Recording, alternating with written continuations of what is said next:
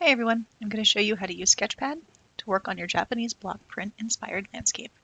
The first thing I'm going to do is import my sketch. I already went ahead and took a picture and downloaded it to my computer, so all I'm going to need to do is click the plus sign and look all the way in the upper right hand corner for something that says import.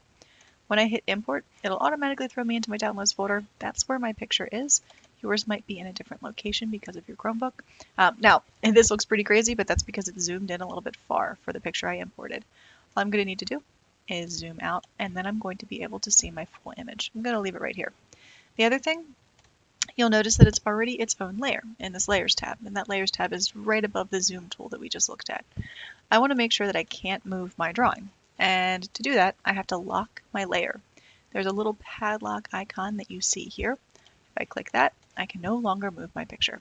And that's what we're going to need to do to make sure we're able to complete our drawings.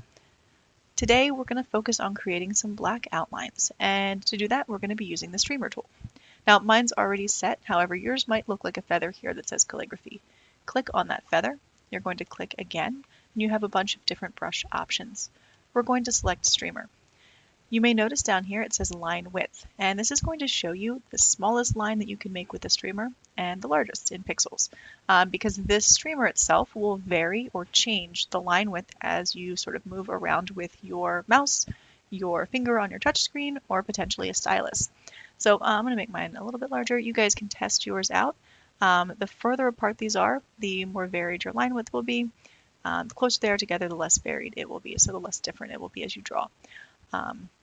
I can also kind of move around, test things, see what I like, until I kind of get where I want to. And so I recommend that first.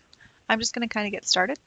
What I'm going to be looking for is tracing the lines that I already have. Now, if I go totally off course and absolutely hate what I've done, I have the undo button over here.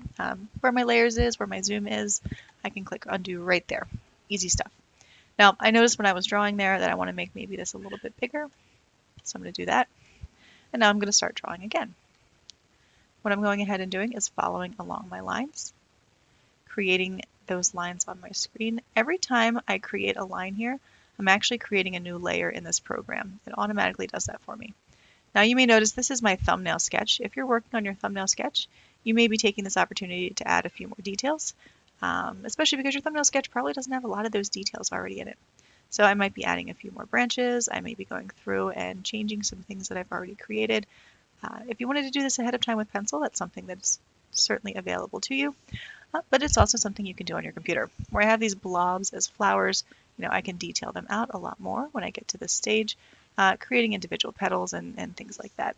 Now, I would continue tracing this out, continue working through here. If I ever get to a part that I don't like or I messed up on, the select tool that you'll notice is located on the left-hand side will allow me to actually pick up and move things. So if I don't like where something is, I can pick it up and move it.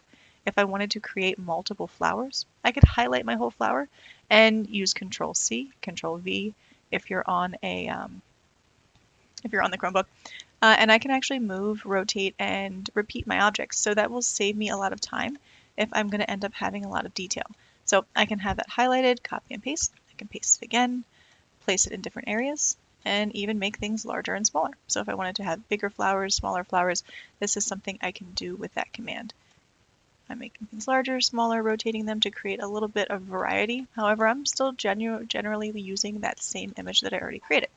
Now, that's going to allow me to fill certain areas quicker with more detail. To finish this drawing, obviously I would finish all of my outlines on here. I'm not going to make you watch me do that whole thing right now. However, actually, you know what? I'm going to go ahead and do it, and I'll just speed it up for you.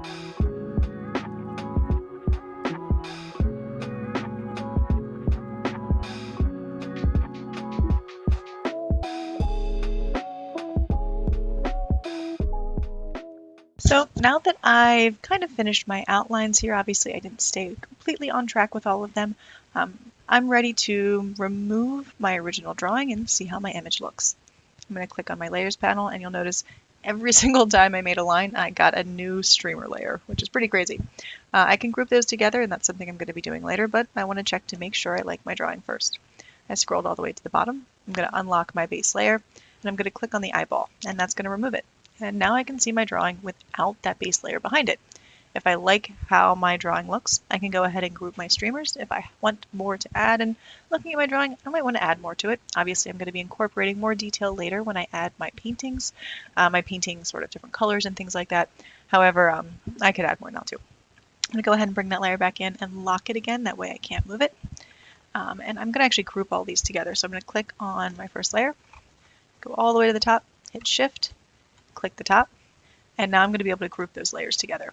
Now I can actually move my whole group together instead of moving one at a time. And that's going to help me later when I go to add my color.